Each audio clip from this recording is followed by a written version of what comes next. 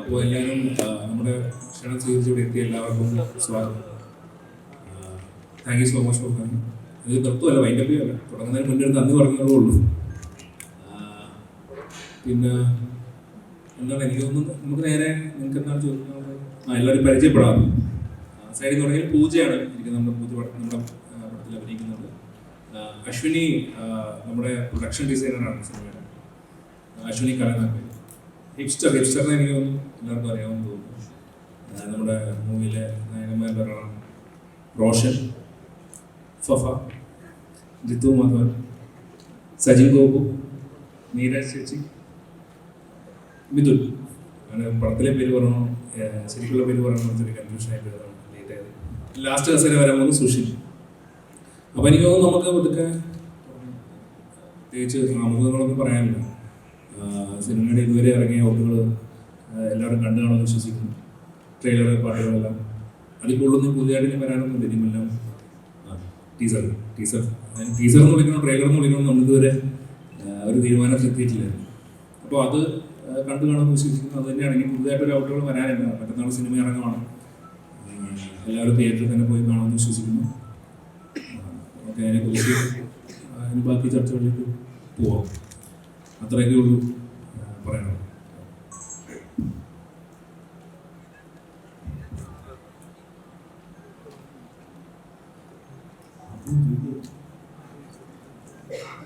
എങ്ങനെയാണ് നിങ്ങൾ ചോദിക്കുന്ന പോലെ ആയിരുന്നു?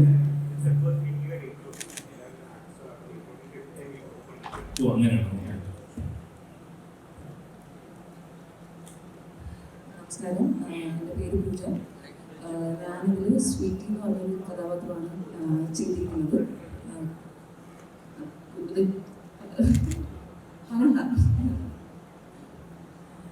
Hi, this is Ashwini Kade. I'm the production designer for the film. All I would like to say that it was a beautiful experience to work with this team, and everyone has supported me in every possible way. Thank you.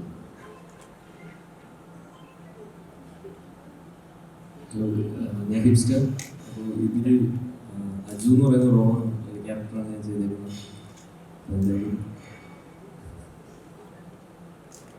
ഞാൻ കുറച്ച് നെർവസാണ്. ഞാൻ റോഷാലാസ്. അപ്പോൾ ഞാനിതിൽ ചെയ്തിരിക്കുന്ന ക്യാരക്ടറിൻ്റെ ഒരു ശാന്തൻ എന്നാണ്.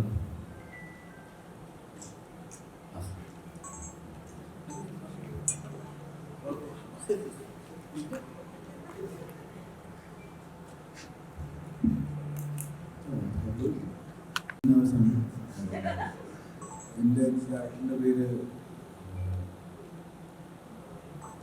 രണ്ടാനാണ്.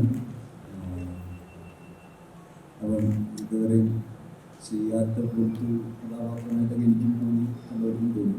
അപ്പോൾ അതാണ് പിന്നെന്ന് പറയാനുള്ളത്. മറ്റന്നാൾ ബീസാകുമ്പോൾ ഈ പടത്തെപ്പറ്റി കൂടുതൽ സംസാരിക്കുന്നുണ്ട്. Thank you.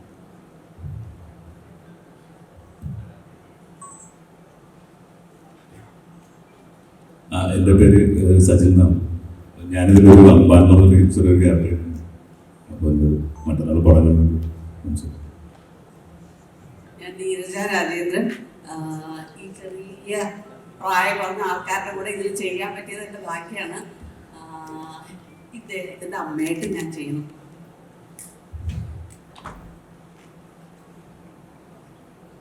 നമസ്കാരം, എൻ്റെ പേര് മിഥുൻ ജയശങ്കർ എന്നാണ്. എൻ്റെ ക്യാരക്ടറിൻ്റെ പേര് വിന്നി എന്നാണ്. പിന്നെ ആവേശം ഞങ്ങൾ മൂന്നുപേർക്കും ഒരിക്കലും 1% പോലും മറക്കാൻ സാധ്യതയില്ലാത്തൊരു അനുഭവമാണ്. ബാക്കിയെല്ലാം പടത്തിൻ്റെ റിസൾട്ട് വന്നിട്ട് സംസാരിക്കാൻ തോന്നുന്നു. എൻ്റെ ക്യാരക്ടറിൻ്റെ പേര് സുഷിൻ ഷാ. ഇതിൽ മ്യൂസിക് ചെയ്യുന്നു. ഇതൊക്കെ തന്നെ കുറച്ച് ഡിഫറെൻ്റ് ആയിട്ടുള്ള സോങ്സ് ആണ് ഇതിൽ ചെയ്യാൻ പറ്റുമെന്ന് വിശ്വസിക്കുന്നുണ്ട്. ഇതുവരെ ചെയ്യാത്തൊരു പാറ്റേൺ പിടിക്കാൻ പറ്റി. കുറേ പാട്ടുകളുണ്ട്. പടം ഇറങ്ങുന്നു, എല്ലാവരും കാണാം. Thank you. രോമാഞ്ചം പോലെ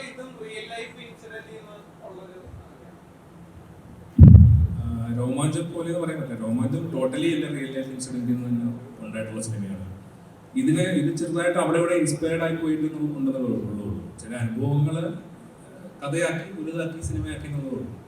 അത് പൂർണ്ണമായിട്ടും എൻ്റെ അനുഭവം എന്നൊന്നും പറയാനൊന്നും പറ്റത്തില്ല. രോമാഞ്ച സിനിമയായിട്ട് എന്തെങ്കിലും ബന്ധമുണ്ടോ, അതിൽ കണക്ഷൻ ഉണ്ടോ?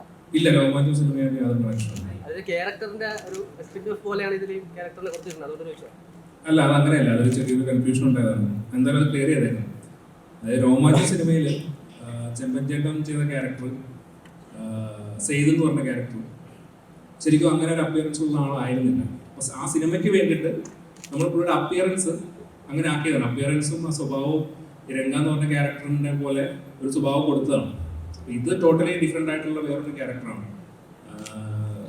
ഞാൻ എനിക്ക് പേഴ്സണലി പരിചയമുണ്ടോ എന്ന് ചോദിച്ചാൽ നമ്മൾ ബാംഗ്ലൂർ പലയിടത്തും കണ്ടിട്ടുള്ള, മുന്നേ ഞാൻ പഠിച്ചിരുന്ന ടൈമിൽ കണ്ടിട്ടുള്ള ക്യാരക്ടേഴ്സിൽ നിന്ന് ഇൻസ്പയർഡ് ആയിട്ടാണ് ഈ ക്യാരക്ടറിനെ ഉണ്ടാക്കിയിട്ടുള്ളത്.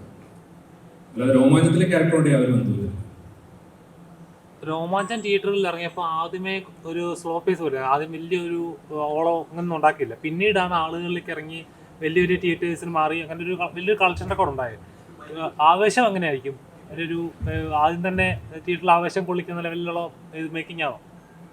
ആവേശം എനിക്ക് തോന്നുന്നത് ആദ്യത്തെ ദിവസം തിയേറ്ററിൽ ആൾ വരുമെന്നാണ് എൻ്റെ വിശ്വാസം. അതിന് വേണ്ടിയിട്ടാണ് നമ്മൾ ശ്രമിച്ചിട്ടുള്ളത്. ഇപ്പം നിങ്ങളോട് സംസാരിച്ചുകൊണ്ടിരിക്കുന്നത് അതിൻ്റെ ഭാഗമായിട്ടാണ്. ഇവിടെ ആൾക്കാരെല്ലാവരും വരണം, വന്നൊരു ഓളം ഉണ്ടാക്കി തരണം തുടക്കത്തിൽ. അപ്പോൾ ആ ഓളത്തിൽപ്പെട്ട് മുന്നോട്ട് പോകണം എന്നാണ് വിശ്വസിക്കുന്നത്. അപ്പോൾ അതിന് വേണ്ടിയിട്ട് ഉണ്ടാക്കിയിട്ടുള്ള സിനിമയും കൂടെയാണ്. സിനിമ തിയേറ്ററിൽ നിറഞ്ഞ, അതായത് ഫുൾ ക്രൗഡോട് കൂടി ഇരുന്ന് കാണുന്ന, എൻജോയ് ചെയ്യേണ്ട ഒരു സിനിമയാണ്.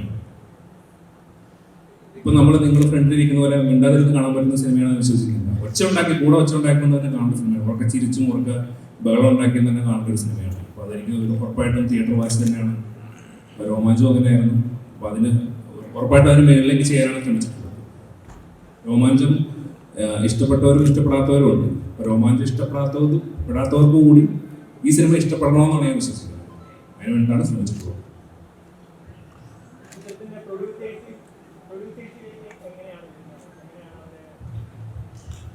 അതായത് രോമാഞ്ചം ഷൂട്ടിന് ശേഷം ഞാൻ ഈ കഥ ഡെവലപ്പ് ആയതിനു ശേഷം ഞാൻ അൻവർ റഷീദിൻ്റെ അടുത്ത് പോയിട്ട് പറയാറുണ്ട്. ഫോൺ സംസാരിച്ച് കഥ പറയാനുണ്ടെന്ന് പറഞ്ഞു. അങ്ങനെ സജിനാണ് എനിക്ക് ആക്ച്വലി അവിടെ കണക്ട് ചെയ്തത്. അപ്പോൾ അങ്ങനെ ഞാൻ പോയിട്ട് കഥ പറയായിരുന്നു. കഥ പറഞ്ഞ് പുള്ളിക്ക് ഇഷ്ടപ്പെട്ടു. അവിടെ തന്നെ ഫഹദിലേക്ക് എത്തി. അതങ്ങനെ പ്രൊജക്റ്റ് ആവുമായിരുന്നു. ആക്ച്വലി രോമാഞ്ചം റിലീസിന് ഞാൻ ഓൾറെഡി ആവേശത്തിൻ്റെ പ്രീ പ്രൊഡക്ഷനിലായിരുന്നു. ബാംഗ്ലൂർ ഷൂട്ട് തുടങ്ങിയ കുറച്ച് നാളുകൾ ഉള്ളപ്പോഴാണ് രോമാഞ്ചം റിലീസാവുന്നത്. ഞാൻ ബാംഗ്ലൂരിൽ നിന്ന് വന്നിട്ടാണ് രോമാഞ്ചം റിലീസെല്ലാം ഇവിടെ അറ്റൻഡ് ചെയ്തിട്ട് തിരിച്ചു പോകുന്നത്. രോമാഞ്ചത്തിന് മുന്നേ തന്നെ പ്രൊജക്റ്റ് ആയിരുന്നു, സിനിമയായിരുന്നു ആവേശം.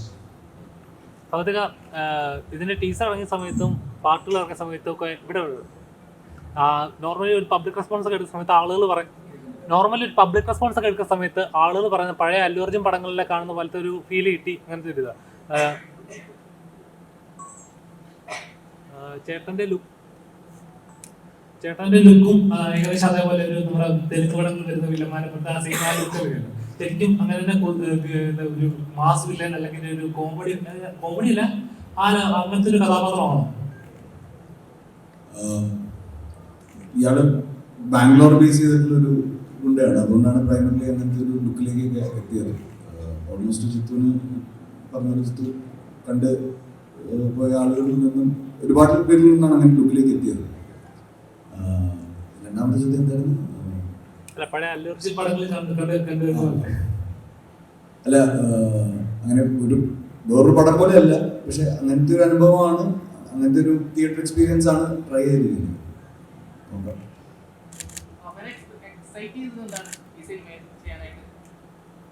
ഇതുപോലത്തെ ഒരു പരിപാടി ഞാൻ ഇതിനു മുമ്പ് പിടിച്ചിട്ടില്ല. എന്നെ ഇങ്ങനെ ആരും അഴിച്ചുവിട്ടിട്ടില്ല.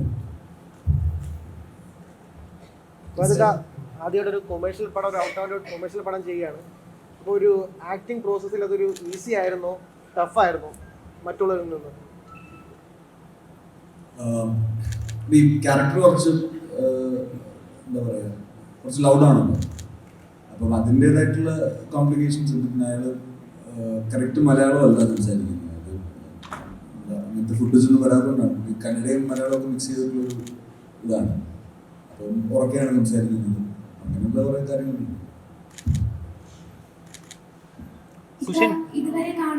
ഇതുവരെ കാണാത്ത തരത്തിലുള്ള ഒരു പ്രൊമോഷൻ രീതിയും പെർഫോമൻസും ആയിരുന്നു ഇക്കാരുടെ ഭാഗത്തു നിന്ന് കാണാൻ സാധിച്ചത്.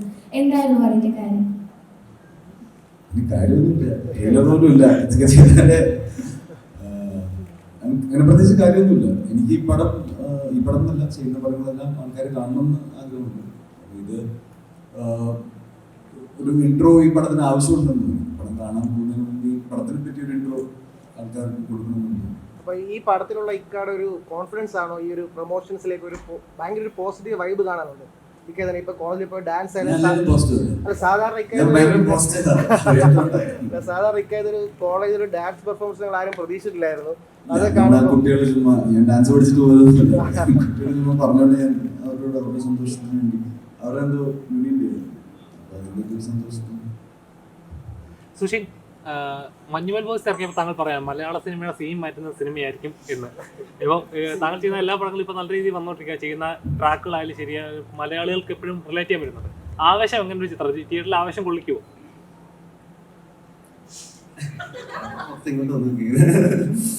തിയേറ്ററിൽ ആവേശം കൊള്ളിക്കണമല്ലോ, അതുകൊണ്ടല്ലേ അങ്ങനെ ഒരു ആവേശം എന്നുള്ള പേര് വെച്ചിട്ട്. ഇതേപോലെ തന്നെയായിരുന്നു കഴിഞ്ഞ പ്രാവശ്യം രോമാഞ്ചം കൊള്ളിക്കും എന്നുള്ളൊരു സാധനം.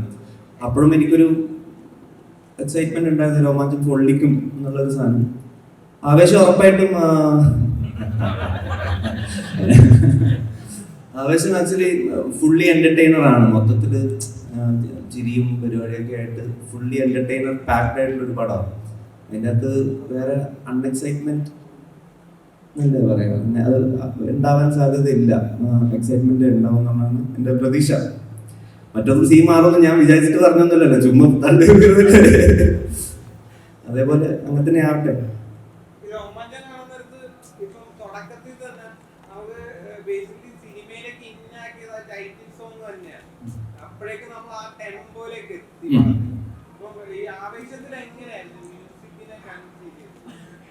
ആവേശത്തില് രോമാഞ്ചത്തിലുള്ള പോലെ, രോമാഞ്ചത്തിൽ ഇപ്പൊ അങ്ങനെ ഒരു ട്രാക്കൊക്കെ അങ്ങനെയുള്ളൂ. ഇതിലുള്ള മിക്ക ട്രാക്സും അങ്ങനെ ഫുള്ളി അത്യാവശ്യം ടെമ്പോ ഉള്ള ട്രാക്സ് തന്നെയാണ് ചെയ്തിരിക്കുന്നത്. അതും ഈ പറഞ്ഞ പോലെ അങ്ങനെ പാട്ടിന് വേണ്ടിയിട്ടുള്ള സിറ്റുവേഷൻസ് ഇല്ല, എല്ലാം ഒരു സ്കോർ പോലെ. നമുക്ക് ഈ പറഞ്ഞ പോലെ 8 പാട്ട് ഉള്ളത് അങ്ങനെ പടം കാണുമ്പം അറിയില്ല ആ ഒരു 8 സോങ്സ് വന്ന് പോകുന്നത്. റാപ്പ് ഒരുപാടില്ല, എന്നാലും ഉണ്ട് 2-3 സോങ്സ് റാപ്പായിട്ടുണ്ട്. എല്ലാം മലയാളം, ഇംഗ്ലീഷും ഒരു സോങ് മാത്രം ഇംഗ്ലീഷാണ്, ബാക്കിയെല്ലാം മലയാളം. സൗത്ത് ഇന്ത്യൻ എനിക്കറിയില്ല, ഞാൻ എങ്ങനെയൊക്കെയോ മ്യൂസിക് ചെയ്തില്ല. സുജേട്ടാ, ചേട്ടാ ഒരു ഇന്റർവ്യൂവിൽ മുമ്പ് പറഞ്ഞിരുന്നു ആവേശത്തിൽ ഒരു അല്ലു ടൈപ്പ് പിടിച്ചിട്ടുണ്ടെന്ന്. അപ്പോൾ നമുക്കൊരു പരിധി വരെ ഇല്ലുമിനാക്കി ഞങ്ങൾ കേട്ടു. അപ്പോൾ ഇനി അതിനെ വെല്ലുന്നൊരു സോങ് ഇനി നമുക്ക് ചിത്രത്തിൽ പ്രതീക്ഷിക്കാമോ? ആ ഒരു വൈബ് ഇനിയും ഇറക്കാൻ കുറച്ച് നമ്പേഴ്സ് ഉണ്ടായിരുന്നു, കുറച്ച് ഇറക്കി വിടും. എനിക്കൊന്നും റിലീസ് ആവാറായതുകൊണ്ട് ഇനിയിപ്പം പടത്തിന് ശേഷമായിരിക്കും ബാക്കിയുള്ള പാട്ടൊക്കെ ഇറങ്ങുന്നത്. എല്ലാം ഇങ്ങനത്തെ ഒരു വൈബാണ്. എനിക്ക് ഈ അനിരുദ്ധ റെഫറൻസ് എന്ന് പറയാൻ കാരണം എനിക്ക് വേറെ റെഫറൻസ് ഇല്ല ആക്ച്വലി നോക്കാൻ. ഇങ്ങനത്തെ ഒരു ഭയങ്കര എനർജി ട്രാക്കൊക്കെ നോക്കുമ്പം ഈ സന്തോഷ് നായരും അനിരുദ്ധൊക്കെയാണ് കേട്ടു നോക്കാൻ പറ്റുന്നതാണ്. അപ്പം അങ്ങനത്തെ കുറച്ച്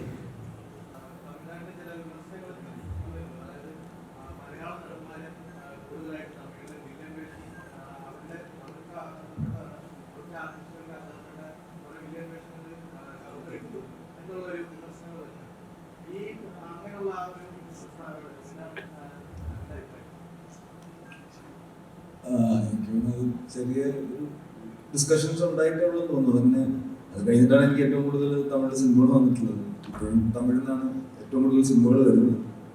അങ്ങനെയൊന്നുമില്ല, എല്ലാവരും എന്താ പറയുക, നേരത്തെ പറഞ്ഞ ടാലന്റ് കൊളാബറേഷൻ ആയിട്ട് തന്നെ കാണുന്നുള്ളൂ. അല്ലാതെ നമ്മളവിടെ പോയി തമിഴ് സിനിമ ചെയ്ത് തമിഴ് സിനിമ എന്നേക്ക് മാറ്റാനൊന്നുമില്ലല്ലോ. അവിടെ പോയി നമ്മുടെ ഫ്രണ്ട്സ് വിളിക്കുന്നു. എന്നെ സംബന്ധിച്ചോളം എനിക്കിപ്പം കമൽ സാറായിട്ടുള്ള റിലേഷൻ, രജനി സാറായിട്ടുള്ള റിലേഷൻ ഒക്കെ ഇങ്ങനെ പോയി സിനിമകൾ ചെയ്തിട്ടുള്ളതാണ്. ഞാനതെല്ലാം വളരെ പോസിറ്റീവായിട്ടാണ്. എൻ്റെ പേര് ഫാസിൽ എന്നാണ്. എൻ്റെ ചോദ്യം ഇപ്പൊ ടീച്ചറിന്റെ സമയത്ത് എൻ്റെ ജീവിതത്തിൽ എനിക്ക് ഏറ്റവും പേടിയുള്ള കാര്യം ഫാസിൽ എന്ന് ചോദ്യം ചെയ്യുക. അപ്പൊ അത് ഉമ്മയോടൊക്കെ പറഞ്ഞിട്ട് ഞാൻ വീട്ടിൽ പോകുള്ളൂ. എന്നോട് ചോദ്യങ്ങളൊന്നും ചോദിക്കരുത് എന്ന് പറഞ്ഞിട്ട് ഞാൻ വീട്ടിൽ പോകുന്നത്. ഇപ്പൊ ടീച്ചറിന് ചില കട്ടുകൾ ഈ രാജമണിക്കത്തിന് ചെറിയൊരു കപ്പൻസ് പോലെ കാണിക്കുന്നുണ്ട്. സ്ലാമിന്റെ ചെറിയൊരു ആയിരുന്നു. അപ്പോൾ ഇതിന്റെ എങ്ങനെ ബ്രീഫ് ചെയ്യാൻ പറ്റും? അൻവർക്കാട് എന്തെങ്കിലും ടിപ്സോ അങ്ങനെ കാര്യങ്ങൾ എന്തെങ്കിലും ഉണ്ടായിരുന്നു? ഇല്ല, രംഗ ആദ്യം എന്നോട് പറയുമ്പോൾ തന്നെ രംഗ ഇങ്ങനെയൊക്കെ ആയിരുന്നു എന്നുള്ളത് രജിത്ത് ക്ലിയർ ആയിട്ട് പറഞ്ഞു. എന്നോട് കഥ പറയുമ്പോൾ തന്നെ ഞങ്ങൾ വെള്ളയൊക്കെ ഇട്ട് ഗോൾഡൊക്കെ ഇടുന്ന ആൾ തന്നെയായിരുന്നു. പിന്നെ ഈ മീശയും നേരത്തെ നമ്മൾ പിന്നെ ഒരു ലുക്കിലേക്ക് എത്താൻ വേണ്ടി അങ്ങനെ ഡിസ്കസ് ചെയ്തതായിരുന്നു. അല്ലാതെ വേറൊരു സിനിമയുടെ റെഫറൻസ് വെച്ചിട്ട് ചെയ്തതാണ്.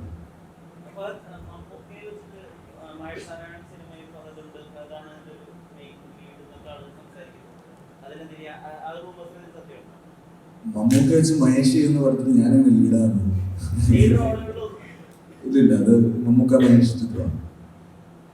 ജിത്തു ചേട്ടൻ ഇപ്പം രോമാഞ്ചം നോക്കിക്കഴിഞ്ഞാൽ അതിന്റെ ഒരു ക്ലൈമാക്സ് പോർഷനിലേക്ക് വരുമ്പോൾ രോമാഞ്ചം വരുന്ന ഒരു ഷോട്ട് കാണിക്കുന്നുണ്ട്. അത് ഭയങ്കര ബ്രില്യൻ്റ് ആയിട്ട് അപ്രീഷിയേറ്റ് ചെയ്യുന്നത്. ആവേശത്തിലേക്ക് വരുമ്പോൾ ഒരു ടൈറ്റിൽ എങ്ങനെയാണ് വരുന്നത്, അല്ലെങ്കിൽ സിനിമയും ടൈറ്റിൽ നിന്നുള്ള കണക്ഷൻ? അല്ല, ആവേശം എനിക്ക് തോന്നുന്നു നമ്മൾ എടുത്തിട്ടുള്ളത് കാണുമ്പോൾ എപ്പോഴും തോന്നുന്നത്, അതിൽ ഏറ്റവും കൂടുതൽ തോന്നുന്ന ഒരു വികാരമാണ് ഈ ആവേശം എന്ന് പറയുന്നത്. അപ്പോൾ അത് തന്നെയാണ് ഈ പടത്തിൽ ബേസ് ചെയ്തിട്ടുള്ളത്. കുറേ ഉണ്ട് വെച്ചാൽ 12 വർഷം ബാംഗ്ലൂർ ഉണ്ടായിരുന്നു, 2 വർഷത്തെ കഴിഞ്ഞിട്ടുള്ളൂ. ഇനിയുണ്ട് കുറേ.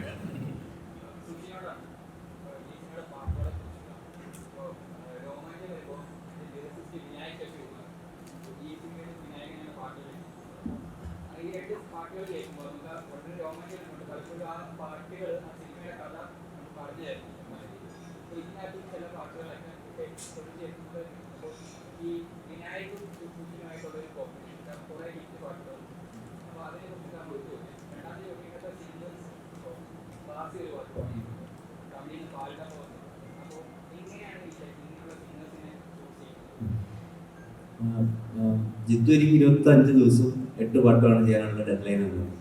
നമ്മൾ 2 ദിവസത്തിൽ ഒരു പാട്ട് ചെയ്യുക, അങ്ങനെയാണ് നമ്മൾ ഇരിക്കുന്നത്. ജിത്തു ഡെയിലി വരും, ഞാൻ അകത്തിരുന്നെങ്കിൽ ചെയ്യും, ജിത്തു പുറത്തുനിന്നെങ്കിൽ ബുക്ക് വായിച്ചിരിക്കും.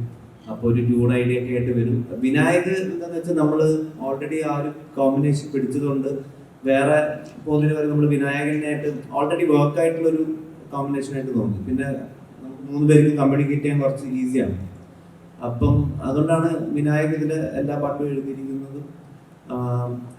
വോക്കൽസ് ഇങ്ങനെ ഈ പറഞ്ഞ പോലെ ഓരോ പാട്ടിന്റെ ക്യാരക്ടർ ഈ പറഞ്ഞ രോമാഞ്ചത്തിൽ ചെയ്ത പോലത്തെ ട്രാക്സ് അല്ല ഇതിലിരിക്കുന്നത്. അപ്പം ഇതിലെല്ലാം പുതിയ പുതിയ വോയിസ് ട്രൈ ചെയ്യണമെന്നുണ്ട്. പിന്നെ ലീസ്റ്റ് ആയിട്ട് ഞാൻ കുറവ് പാടിയിരിക്കുന്ന ആൽബം കൂടെ, ഞാൻ അധികം പാടിയിട്ടില്ല ആൽബത്തിൽ. പിന്നെ പാട്ടത്തിലോട്ടൊക്കെ പോകുന്നത് നമ്മള് ഓരോ സോങ്ങിന്റെ വൈബ് അനുസരിച്ചിട്ട് നമ്മൾ രണ്ടുപേരും ഇരുന്ന് ഓരോ ആൾക്കാർക്ക്. അപ്പം ഒരു വൈറ്റ് ബോർഡ് ഉണ്ടായിരുന്നു, അതിൻ്റെ അകത്ത് ഇങ്ങനെ ഇരുന്നിട്ട് ഇങ്ങനെ എഴുതി വെക്കും ആരൊക്കെ ട്രൈ ചെയ്യാം. ബാസിനെ കൊണ്ട് ജാട പഠിപ്പിക്കണമെന്ന് എനിക്ക് എന്തോ ഭയങ്കര ആഗ്രഹം ഉണ്ടായിരുന്നു. ബാസിയുടെ ജാട എനിക്ക് ഭയങ്കര ഇഷ്ടമാണ്. അതുകൊണ്ട്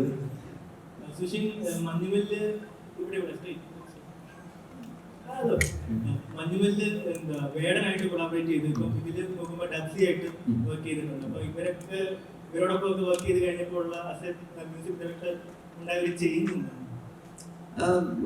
ഈ ഇൻഡിപെൻഡന്റ് കുറെ ആർട്ടിസ്റ്റ് ഉണ്ടല്ലോ നമ്മുടെ അവിടെ. അപ്പം എല്ലാവരെയും ഈ വോയിസ് തപ്പി പോകുമ്പോൾ ആക്ച്വലി കുറെ ആൾക്കാർ നമ്മുടെ ഇടയിൽ തന്നെ ഉണ്ട് എന്നുള്ളത് മനസ്സിലായി. ഇപ്പൊ ഡാപ്സി ആണെങ്കിലും ഡാപ്സിയുടെ ഒക്കെ പോലത്തെ ഒരു വോയിസ് ക്യാരക്ടർ ആക്ച്വലി ഭയങ്കര റെയറാണ് നമുക്ക് കേൾക്കുന്ന അങ്ങനത്തെ സൗണ്ടും പരിപാടികളും.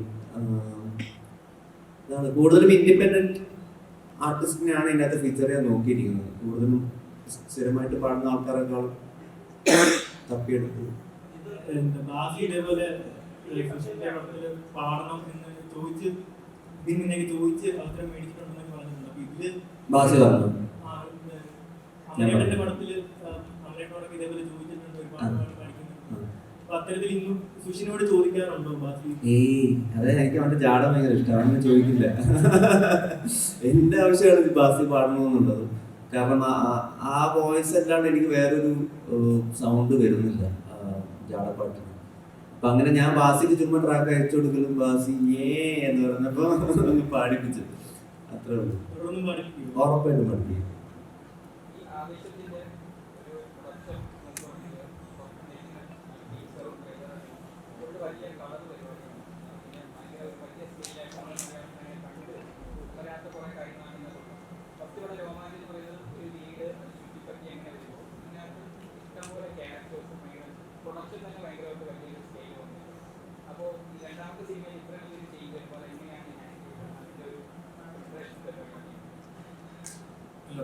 കഥ ഡിമാൻഡ് ചെയ്തുകൊണ്ടാണ് ഇപ്പോൾ അങ്ങനെ വന്നത്.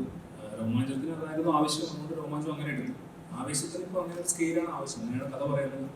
അതിൻ്റെ സിറ്റുവേഷനും ക്യാരക്ടേഴ്സും പുരോഗമിക്കുന്ന രീതിയും ലൊക്കേഷനും എല്ലാം അങ്ങനെയാണ്. അതുകൊണ്ടാണ് നാച്ചുറലി അതങ്ങനെ വലുതായിട്ടുള്ളത്. അത് എങ്ങനെ ഹാൻഡിൽ ചെയ്ത് പോകുന്നത് വെച്ചാൽ നമ്മളൊരു ദിവസം ഒരു സിനിമ ഒരുമിച്ചല്ലോ എടുക്കുന്നത്, ഓരോ ഷോട്ട് ചെയ്യുന്നത് എളുപ്പമാണത്. ഇത് ചേട്ടാ, തമിഴ് സിനിമയ്ക്ക് ഒരു മാരി പോലെ നമുക്ക് മലയാള സിനിമയ്ക്ക് ഒരു രംഗയായി മാറും. മലയാള സിനിമയ്ക്ക് ഉറപ്പായിട്ടും രംഗയായിട്ട് മാറും. ഇത് ഇപ്പോൾ നമ്മൾ തമിഴിലും തെലുങ്കിലൊക്കെ നമ്മൾ ടൈറ്റിൽ കാർഡ്സ് വല്ലാതെ സെലിബ്രേറ്റ് ചെയ്യുന്നതാണ്. നമുക്ക് സൂപ്പർ സ്റ്റാർ ചെയ്യാൻ കഴിഞ്ഞു വരുന്നത് മലയാളത്തിൽ അങ്ങനെ ഇല്ല. അപ്പോൾ ആവേശത്തിൽ അങ്ങനെ ഫാഫൊക്കെ ഒരു ടൈറ്റിൽ ഉണ്ടാവും. അതൊക്കെ പടം കാണുമ്പോൾ ടൈറ്റിൽ ഉള്ളത് പടം കാണുമ്പോൾ കാണുന്നതായിരിക്കും നല്ലതെന്ന് തോന്നുന്നു. എന്നാലും ഫാൻസ് സെലിബ്രേറ്റ് ചെയ്യാനൊക്കെ ഒരു ടൈറ്റിൽ അങ്ങനെ ഉണ്ടാവുന്നത് ഈ പറഞ്ഞ തിയേറ്റർ ഡിസൈന് എളുപ്പമായിരിക്കും. അതൊന്നും ഫാൻസ് സെലിബ്രേറ്റ് ചെയ്യണ്ട, സിനിമ സെലിബ്രേറ്റ് ചെയ്യണം. ഒരു നിലവിളിയിലൂടെയും ഓട്ടത്തിലൂടെയും സിനിമയുടെ ഗ്രാഫ് പെട്ടെന്ന് ഉയർത്തിയ ഒരു കഥാപാത്രത്തിൽ നിന്നും ആവേശത്തിലേക്ക് വരുമ്പോൾ അതേ ഒരു ഇമ്പാക്ട് കിട്ടുന്ന ഒരു ക്യാരക്ടർ ആയിരിക്കും.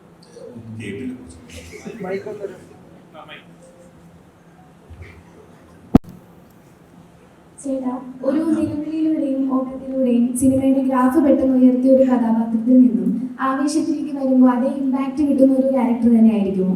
ഉറപ്പായിട്ടും. ഞാനിപ്പോൾ ചെയ്തതിൽ വെച്ച് എൻ്റെ ഒരു ക്യാരക്ടറാണ് ആവേശത്തിൽ ഞാൻ ചെയ്യാൻ. മുമ്പ് ചെയ്ത കഥാപാത്രങ്ങളെ വെച്ച് അങ്ങനെ ഡിഫറെൻ്റ് ആണ്. ഞാൻ നേരത്തെ പറഞ്ഞ പോലെ ഇക്കാലം സ്ക്രീൻ ഷെയർ ചെയ്യാൻ പറ്റി. അപ്പോൾ ഭയങ്കര എക്സൈറ്റഡ് ആയിട്ട് ഇരിക്കുകയാണ്. മുൻപ് ചെയ്ത കഥാപാത്രങ്ങളെ വെച്ച് ഭയങ്കര ഡിഫറെൻ്റ് ആണ്.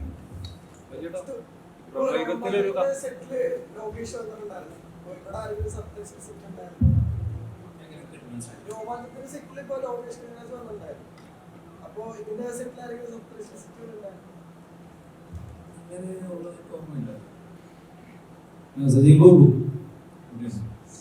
ഈ പ്രമേയത്തിൽ നല്ലൊരു കഥാപാത്രത്തെ വന്നിട്ട് അത് മാറ്റി നിർത്തിയിട്ടാണ് ആവേശത്തിലേക്ക് വന്നതെന്ന് പറഞ്ഞു കേട്ടിട്ടുണ്ട്. അതുപോലെ നല്ല രീതിയിൽ ജിം വർക്കൗട്ടൊക്കെ ചെയ്തിട്ടാണ് ഈ കഥാപാത്രത്തിലേക്ക് വന്നെന്ന് കേൾക്കുന്നുണ്ട്. എങ്ങനെയുണ്ടായിരുന്നു ആവേശം? പ്രമേയം മാത്രമല്ല, കുറേ സിനിമ മാറ്റി വെച്ചിട്ടാണ് ആവേശം ചെയ്തത്. ഞാൻ പറയണം, ഞാൻ ഷൂട്ട് നീട്ടി പോയതാണ് പുള്ളിക്ക് വാറണ്ട വന്നത്. ഞാൻ സമയത്തിന് ഷൂട്ട് ചെയ്തില്ല, കറക്റ്റ് സമയത്ത് ഷൂട്ട് തീർത്തുമില്ല. സോറി കേട്ടോ.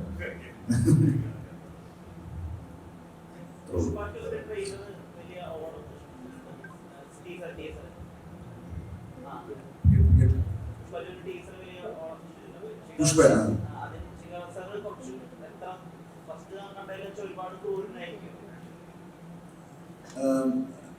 വേറൊരു ഇൻട്രസ്റ്റിംഗ് ട്രാക്കാണ്. അതിന് കൂടുതൽ പരിപാടിയൊന്നുമില്ല. ഭയങ്കര ഇൻട്രസ്റ്റിംഗ് വേറൊരു ട്രാക്കാണ്. രസമാണ്.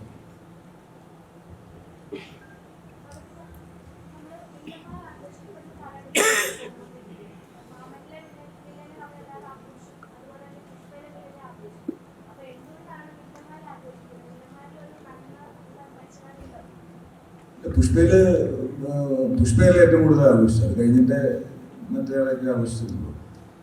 ഇനി വില്ലന്മാരെ ആഘോഷിക്കുന്ന വില്ലന്മാരുടെ തമാശകളൊക്കെയാണ് ആൾക്കാർ ഡിസ്കസ് ചെയ്യുന്നത്. അതായത് വില്ലന്മാരുടെ കഥാപാത്രത്തിൻ്റെ ക്വാളിറ്റീസും അല്ല, പെർഫോമൻസിനെയാണ് ആൾക്കാർ സെലിബ്രേറ്റ് ചെയ്യുന്നത്. അതായത് ഇപ്പം മാമനിലായാലും വടിവേൽ സാറിൻ്റെ പെർഫോമൻസ് ആൾക്കാർ ഡിസ്കസ് ചെയ്യുന്നതാണ്. പുഷ്പയിലെ ബണ്ണിയുടെ പെർഫോമൻസ് ഡിസ്കസ് ചെയ്യുന്നതാണ്. നാഷണൽ അവാർഡ് വരെ കിട്ടിയത് ശരിയാണ്. നാഷണൽ അവാർഡ് വരെ കിട്ടിയത്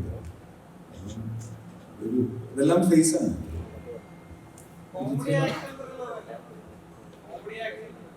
ആവശ്യം പറയാം. ഇതെല്ലാം ഉണ്ട്. കോമഡി ഉണ്ട്, ആക്ഷൻ ഉണ്ട്, അത് ഉണ്ട് കുറച്ച്.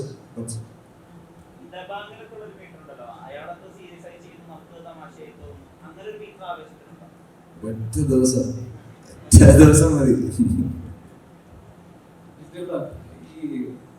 ഫാദുക്കട ഒരു ആക്ടിങ്ങില് ഓരോ ചെറിയ എലമെന്റ് പോലും ഒരുപാട് ലേയേഴ്സ് നമുക്ക് കാണാൻ സാധിക്കുന്നുണ്ട് ആ കഥാപാത്രത്തിൽ.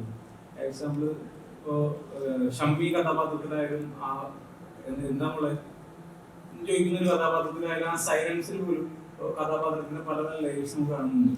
അതുപോലെ തന്നെ അർജുന അശോകന്റെ മറ്റേ രോമാഞ്ചിൽ അർജുന അശോകന്റെ ആ ചിരിച്ചിട്ട് തലയാട്ടുന്ന ഒരു സാധനം ഭയങ്കരമായിട്ട് ട്രെൻഡിങ് ആയതാണ്. അപ്പൊ ഈ ഫാസിന്റെ ഇത്തരം ചെറിയ ചെറിയ മാനറിസംസ് ഈ ആവശ്യത്തിൽ എത്രത്തോളം കൊണ്ടുവരാൻ ശ്രമിച്ചിട്ടുണ്ട്?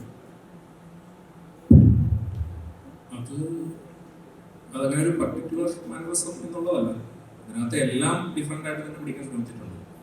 ഞാൻ ഇതുവരെ ചെയ്തിട്ടുള്ള പടങ്ങളിലൊന്നും ബന്ധമില്ലാത്ത രീതിയിലാണ് ഓരോ സീനുകളും ഓരോ ഷോട്ടുകളും ട്രൈ ചെയ്തുകൊണ്ടിരുന്നത്. എന്തായാലും പുതിയ ഒരുപാട് സാധനങ്ങൾ കിട്ടാൻ വഴിയുണ്ട് ഇതിനകത്ത്. ഇതുപോലും കയ്യെത്തും ദൂരത്തിലെ ഫാസ്റ്റ് ഫാസ്റ്റിലും ആവേശത്തിലൊക്കെ മുൻപേയായിട്ട് വരുന്ന ഫാസ്റ്റ് ഫാസ്റ്റിലും തമ്മിലുള്ള അന്തരം അത്രയും വലുതാണ്. രണ്ടും രണ്ട് അർത്ഥമില്ല, ശരിയാണ്. ഇതില് ഏറ്റവും ഇൻട്രസ്റ്റിംഗ് ആയിട്ടുള്ള കാര്യം, ആവശ്യം പെർഫോം ചെയ്യുമ്പോൾ ചില സമയത്ത് 1 more ചിത്തു ആവശ്യപ്പെടുന്ന ചിത്തു പറയുന്നത് ഇത് മുമ്പ് കണ്ടിട്ടുണ്ടെന്ന് പറയും. ഇത് മുമ്പ് കണ്ടതാ, ഇത് എന്തെങ്കിലും ഉണ്ടോ നമ്മൾ അത്രയും കോൺഷ്യസ് ആയിട്ട് ഒരാൾ നിന്ന് നമ്മൾ ഡയറക്റ്റ് ചെയ്യുമ്പോൾ ആ ഫ്രഷ്നെസ് സ്ക്രീനിൽ ഉണ്ടാവണമെന്നാണ് പ്രതീക്ഷിക്കുന്നത്.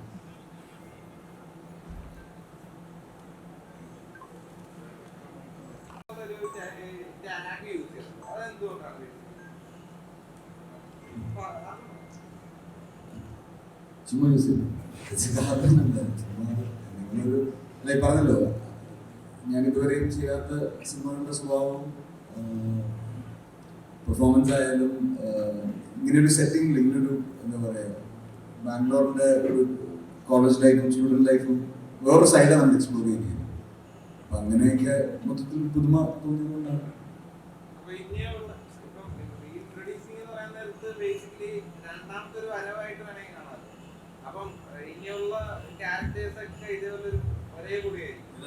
സെക്കൻഡ് പേഴ്സണാലിറ്റിയാണ്. അതായത് ഇതുവരെ ചെയ്തുകൊണ്ടിരുന്ന പടങ്ങൾ ഇപ്പോൾ ഫഹദ് ഫാസിൽ എന്ന് വയ്ക്കും, ഇനി ഇതുപോലത്തെ വേറെ എന്തെങ്കിലും മാസ് പടമോ അല്ലെങ്കിൽ കൊമേഴ്ഷ്യൽ പടം ചെയ്യുമ്പോൾ ഫഫാന്ന് വയ്ക്കും. അതിനുള്ള ഒരു പരിപാടിയാണ്, തുടക്കം ഇട്ടെന്നുള്ളൂ. ഇപ്പൊ 2024 വിഷു കഴിഞ്ഞിട്ടായിരിക്കും ആവേശം. ആവട്ടെ. ഈ ഒരു പടത്തിനകത്ത് ഈ ഡാൻസ് നമ്പർ ആയിട്ടുള്ള ഒരു പാട്ടാണ് ഇലുമിനാറ്റി എന്ന് പറയുന്നത്. അപ്പൊ അതിക്കടെ ഡാൻസ് സ്റ്റെപ്സ് കാണാം, കുറെ കാണാനുണ്ട്. ഒരു ദിവസം കൂടെ വെയിറ്റ് ചെയ്താൽ മതി. ഈ പറഞ്ഞെല്ലാം ഉണ്ടോ?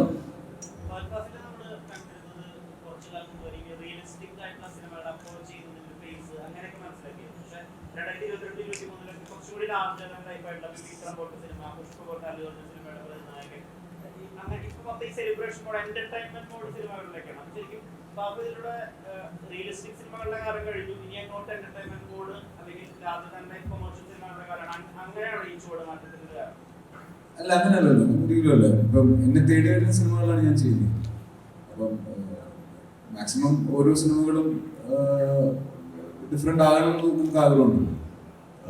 ഈ സ്വഭാവത്തിലുള്ള സിനിമകൾ ഇപ്പം ചെയ്യാൻ മെയിൻ റീസൺ എന്താണെന്ന് വെച്ചിട്ടുണ്ടെങ്കിൽ, എന്റർടൈൻമെന്റ് കുറച്ചുകൂടെ സിനിമകളിൽ വരണം എന്ന് തോന്നി. ഇപ്പം ഈ പറയുന്ന ഓഫ് ബീറ്റ് ഫിലിംസിനൊക്കെ നമുക്ക് വേറെ പ്ലാറ്റ്ഫോംസ് ഉണ്ട്. തിയേറ്ററിക്കലായിട്ട് ചിന്തിക്കണമെന്നൊന്നുമില്ല, അതിനെല്ലാം പല പല ഓപ്ഷൻസ് ഉണ്ട്. തിയേറ്ററിക്കലായിട്ട് സിനിമകൾ ചിന്തിക്കുമ്പോഴാണ് ഈ സ്വഭാവത്തിലേക്കുള്ള സിനിമകളിലേക്ക് എത്തുന്നത്.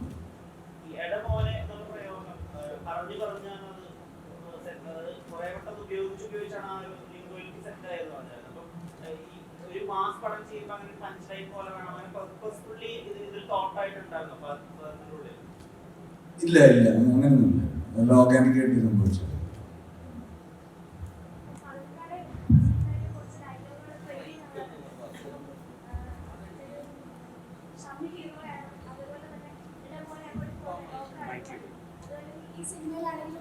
മോനെ എന്നുള്ളൊരു ഡയലോഗ് ഭയങ്കര ട്രെൻഡിങ് ആയിട്ട് വരുന്നുണ്ട്.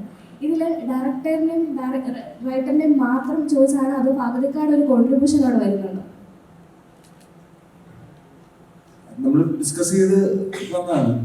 ഇപ്പം എനിക്ക് ഓർമ്മ വന്നത്, എന്നെ സ്കൂളിൽ എൻ്റെ ഒരു സീനിയർ എന്നെ ഇങ്ങനെ വിളിക്കുമായിരുന്നു. അങ്ങനെയാണ് ഞാൻ ആദ്യം അവിടെ പറഞ്ഞു തുടങ്ങിയത്.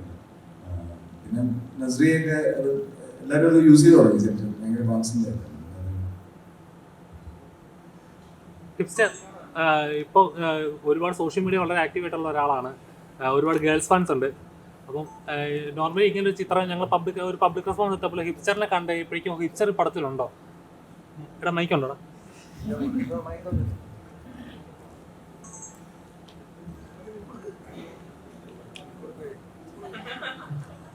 ഒരുപാട് ഗേൾസ് ഫാൻസ് ഉള്ള ഒരാളാണ്, സോഷ്യൽ മീഡിയ വളരെ ആക്റ്റീവ് ആയിട്ടുള്ള ഒരാളാണ്.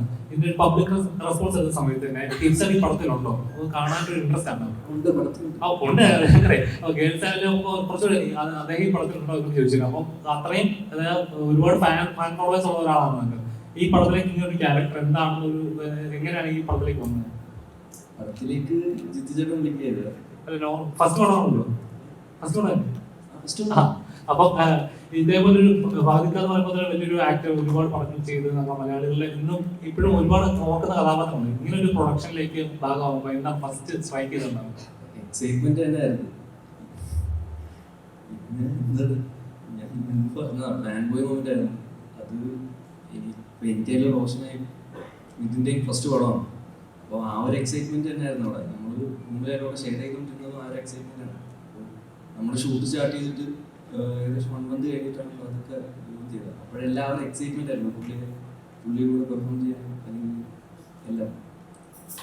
ശരിക്കും പകുതിക്ക് ഇങ്ങനത്തെ ഒരാളാണോ? കാരണം നോർമലി നമ്മള് ഒരു ആക്ഷൻ പറഞ്ഞു കഴിഞ്ഞാൽ ആള് വേറെ ലെവൽ. നമ്മുടെ ടീസറിൽ കണ്ടു കഴിഞ്ഞാൽ ഡാൻസിൽ ഇതൊക്കെ ആയാലും ആള് വേറെ ലെവൽ. അത് കണ്ടു പറഞ്ഞു കഴിഞ്ഞപ്പോഴേക്കും ആളൊരു നോർമൽ ഒന്നിനും ഇല്ലാത്ത സൈലന്റ് ടൈപ്പ് അങ്ങനത്തെ ശരിക്കും അങ്ങനെ ഉണ്ടായിരുന്നു ആള്. ആക്ഷൻ പറഞ്ഞു കഴിഞ്ഞാൽ പിന്നെ രംഗയാണ്.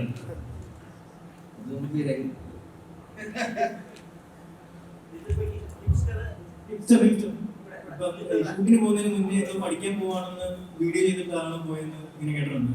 സോ അപ്പം ഇപ്പം യൂട്യൂബിൽ നോക്കിക്കഴിഞ്ഞാൽ ഫ്ലോ അനുസരിച്ച് പോകാനാണ് ഇപ്പോൾ മൈൻഡിൽ വലിയ പ്ലാനിങ്.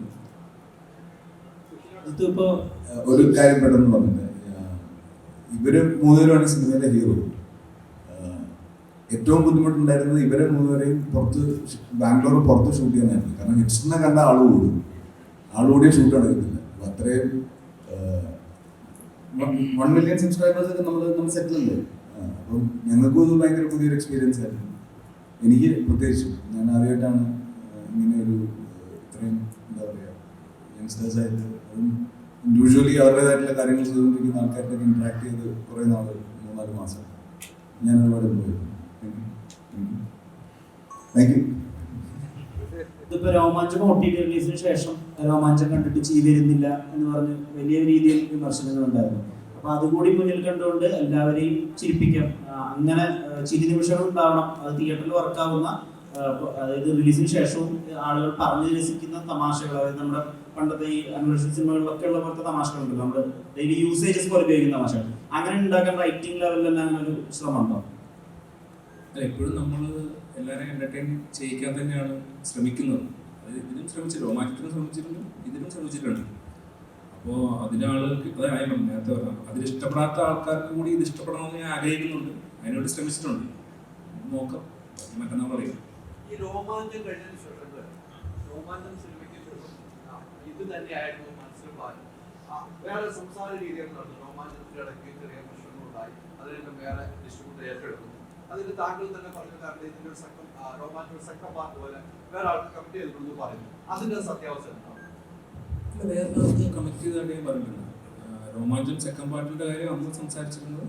രോമാഞ്ചം സെക്കൻഡ് പാർട്ടുണ്ട്, അതിന്റെ പ്ലാനിങ്ങുകൾ തുടങ്ങിയിട്ടില്ല എന്നുള്ളതാണ് പറഞ്ഞിട്ടുള്ളത്. അപ്പൊ അതിലെങ്ങനെ വേറെ കൺഫ്യൂഷൻസ് ഉണ്ടായിട്ടല്ല. രോമാഞ്ചം റിലീസ് ആവുന്നതിന് മുന്നേ ആയ പ്രൊജക്റ്റാണ്.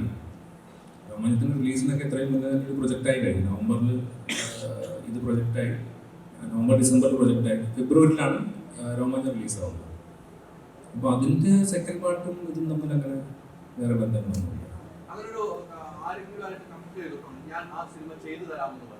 അങ്ങനെ യാതൊരു കമ്മിറ്റ്മെന്റ്സും ഇല്ല. അല്ല, എനിക്ക് അങ്ങനെ അതിനെക്കുറിച്ച് അത്രയും ഒരു വളരെ സെക്കൻഡ് പാർട്ട് എന്താണെന്ന് പോലും പൂർണ്ണമായിട്ട് തീരുമാനമായിട്ടില്ല. സ്ക്രിപ്റ്റ് ആവാതെ കമ്മിറ്റ്മെന്റിലേക്ക് പോകില്ലല്ലോ.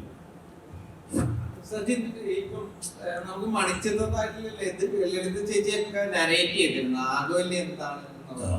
അപ്പം നമ്മള് ടീച്ചറിൽ കണ്ടത് അപൂർവമായിട്ട് ഒരു ക്യാരക്ടറിനെ നരേറ്റ് ചെയ്യാൻ കിട്ടുന്ന ഒരു അവസരം അപൂർവമായിട്ടാണ് ഒരു ആക്ടറിന് കിട്ടുന്നത്. ഈ ചിത്രത്തിൽ അങ്ങനത്തെ ഒരു അവസരം കിട്ടിയിട്ടുണ്ടല്ലോ. ബേസിക്കലി രംഗണ്ണെ ആരാണെന്ന് നരേറ്റ് ചെയ്യുന്നുണ്ട്. എന്നെ സംബന്ധിച്ച് ഭാഗ്യമാണ് അങ്ങനെ ചെയ്യാൻ പറ്റിയത്. അത് ടീച്ചറിൽ വരും നമുക്ക് അറിയാൻ പാടില്ലായിരുന്നു. പടത്തിൽ ഓൾറെഡി അങ്ങനെ ചെയ്തു, ടീച്ചറിൽ കട്ട് ചെയ്തിട്ട് നമുക്ക് സന്തോഷം. പിന്നെ പാതുകാലം പോലെ ഒരു ആക്ടറിനൊപ്പം സ്ക്രീൻ ഷെയർ ചെയ്യാൻ പറ്റി വളരെ സന്തോഷം. എന്നെ സംബന്ധിച്ച് ഭയങ്കര സന്തോഷമാണ്. ഇപ്പോൾ പടം ഇറങ്ങാൻ വേണ്ടി ഞാൻ വെയിറ്റ് ചെയ്തിരിക്കുകയാണ്. ഭയങ്കര എക്സൈറ്റ്മെന്റാണ്. ഓരോ സിനിമകളും വ്യത്യസ്തമായ കഥാപാത്രമാണ് ചെയ്യുന്നത്. ആവേശത്തിലാണ് വ്യത്യസ്തമായ കഥാപാത്രം. ആവേശം മാറ്റി നിർത്തി കഴിഞ്ഞാൽ അതിലെന്നും ഇഷ്ടപ്പെടുന്ന ഒരു കഥാപാത്രം ഏതെന്ന് ചോദിച്ചാൽ ഏത് പറയാൻ പറ്റും? ആവേശം മാറ്റി നിർത്തി പെർഫോമൻസ് വൈസോ? തീർച്ചയായും തൊണ്ടി മുതൽ ചെയ്യുമ്പം ഒരു ഭയങ്കര പുതിയൊരു എക്സ്പീരിയൻസ് ആയിരുന്നു. എന്ന് വെച്ചാൽ എല്ലാം പോലീസുകാർ നമ്മളൊരു സെറ്റ് ചെയ്തിട്ട് ഒരു സെറ്റ് ഉണ്ടാക്കി, പോലീസ് സ്റ്റേഷൻ സെറ്റ് ഉണ്ടാക്കിയിട്ട് എല്ലാം ആക്ച്വൽ പോലീസുകാരാണ് നമ്മൾ അതിനകത്ത് ഹയർ ചെയ്തത്. ഞാനും അലൻ ചേട്ടനും മാത്രമേ ഉള്ളൂ, സുരാജേട്ടൻ ആക്ടേഴ്സായി. എനിക്കത് ഭയങ്കര പുതിയ എക്സ്പീരിയൻസ് ആയിരുന്നു. അപ്പം ഫസ്റ്റ് ഡേ എന്നെ അവിടെ കൊണ്ടുപോയിട്ട് മൊത്തം പറഞ്ഞു ഒരാളെ ബസ്സിൽ വെച്ചിട്ട് ഇങ്ങനെ മാല മുറിച്ച് പിടിച്ചു. അയാളെ പോലീസ് സ്റ്റേഷനിൽ കൊണ്ടുവന്ന് എന്താണ് ചെയ്യേണ്ടത് അത് ചെയ്യാൻ പറഞ്ഞു. ഞാൻ ചുമ്മാ നിൽക്കുകയായിരുന്നു, പോലീസ് അവരാണ് അതെല്ലാം ചെയ്തത്. എനിക്കത് ഭയങ്കര ഒരു ഞാൻ അതുവരെ ചെയ്യാത്തൊരു എക്സ്പീരിയൻസ് ആയിട്ട് എനിക്ക് തോന്നിയത്. മൊത്തത്തിൽ ആ പടം ഞാൻ ഭയങ്കര എൻജോയ് ചെയ്തു. ഓരോ സിനിമയിലേക്ക് മാറുമ്പോൾ ഓരോ കഥാപാത്രം മാറുന്നത് അതെങ്ങനെയാണ് സ്റ്റഡി ചെയ്തെടുക്കുന്ന ഒരു ഡയറക്ടറുമായിട്ട് ഇരുന്ന് സംസാരിച്ച് ഈ കഥാപാത്രത്തിന് ഞാൻ ഈ ഇത്ര മീറ്റർ പിടിക്കാം, അല്ലെങ്കിൽ ഡയറക്ടർ പറയും ഇത്ര മീറ്റർ മതി, അങ്ങനെ എങ്ങനെയാണ് ഒരു ചർച്ച വരിക? ഒരു ഷൂട്ടിന് പോകുന്നതിൻ്റെ ഒരു ധാരണ ഉണ്ടാവും. അത് ഏത് അളവ് എന്നുള്ളത് ഇപ്പം ഞാൻ അവിടെ പോയി ചെയ്യുന്നത് കണ്ടിട്ട് ഇതല്ല കുറച്ചുകൂടി ചെയ്യണം, അല്ലെങ്കിൽ ഇത്രയും വേണ്ട, അത് ഷൂട്ടിന്റെ പ്രോഗ്രസ്സിലായിരിക്കും നടക്കുന്നത്. പക്ഷെ ഒരു ധാരണ ഉണ്ടാവും. ഒരു എന്താ പറയുന്നത്, ഒരു കാരിക്കേച്ചർ പോലെ നമുക്ക് ഈ കഥാപാത്രത്തിന്റെ എല്ലാ വശങ്ങളും നമുക്ക് അറിയായിരിക്കും. പക്ഷെ അത് ഷൂട്ട് തുടങ്ങി കഴിഞ്ഞിട്ടാണ് അതിൻ്റെ കറക്റ്റ് ഡ്രാഫ്റ്റിലേക്ക് എത്തുന്നത്. പലപ്പോഴും റീഷൂട്ട് ചെയ്യാറുണ്ട്. ആദ്യ ദിവസങ്ങളിൽ ചെയ്തത് പിന്നെ കാണുമ്പോൾ അത് വർക്കാകുന്നതോടെ പോയത് വീണ്ടും റീഷൂട്ട് ചെയ്യും.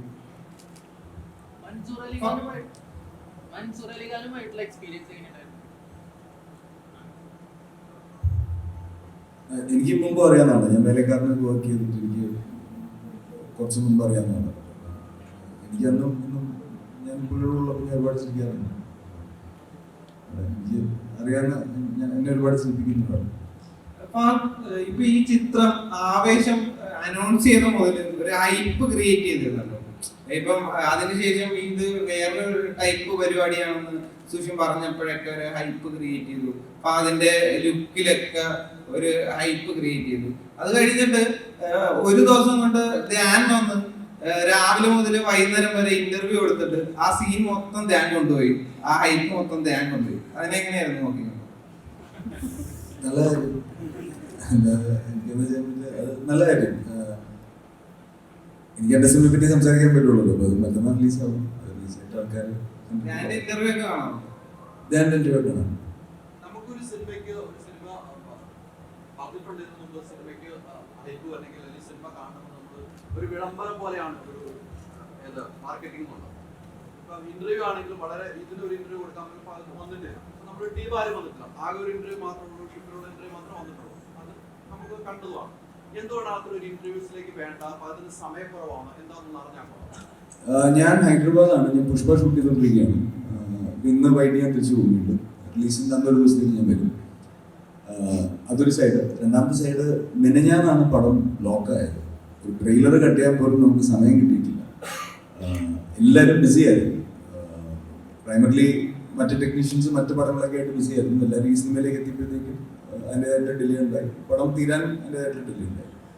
അപ്പം അതിലായിരുന്നു ഫോക്കസ്. പടം ഭംഗിയായി തീർത്ത് തിയേറ്ററിൽ കൊണ്ടുവരിക. പിന്നെ എപ്പോഴും നമ്മൾ പുതിയതായിട്ടൊരു കാര്യം ചെയ്യുമ്പോൾ, നമ്മളിപ്പം ഞാൻ സ്ഥിരം ചെയ്യുന്ന ഒരു പരിപാടിയാണെങ്കിൽ എനിക്കിങ്ങനെ ഒന്നും പറയണമെന്നില്ല. സത്യേട്ടൻ്റെ ഇപ്പം ഞാൻ പ്രകാശനൊക്കെയാണെങ്കിൽ ഞാൻ പ്രൊമോഷനൊന്നും വന്നിട്ടില്ല. കാരണം ഞാനും സത്യേട്ടിൽ നിന്നും ആൾക്കാർ എന്താണ് എക്സ്പെക്ട് ചെയ്യുന്നത്, അതാണ് കേട്ടർ ചെയ്യുന്നത് ഞങ്ങൾക്ക് രണ്ടുപേർക്കും ക്ലിയർ ആയിരുന്നു. ഇതില് ജിത്തുവും പുതിയതായിട്ടൊരു സാധനമാണ് ട്രൈ ചെയ്യുന്നത്, ഞാനും പുതിയതായിട്ടൊരു സാധനമാണ് ട്രൈ ചെയ്യുന്നത്. എന്നെ ഇതുപോലെ ആരും കണ്ടിട്ടില്ല അതിന് മുമ്പ്. അപ്പം പടത്തിനൊരു ഇൻട്രോ കൊടുക്കേണ്ടത് ആവശ്യമായിട്ട് തോന്നി. അപ്പം അതുകൊണ്ടാണ് ഇതിലൊന്നുമല്ല ഞാൻ വിശ്വസിക്കുന്നത്. എൻ്റെ ജോലി സിനിമകൾ ചെയ്യാനുള്ളതാണ്. നല്ല സിനിമയാണെങ്കിൽ സിനിമ അതിൻ്റെ ജോലി എടുത്തു, സിനിമ പോയി ഇല്ല.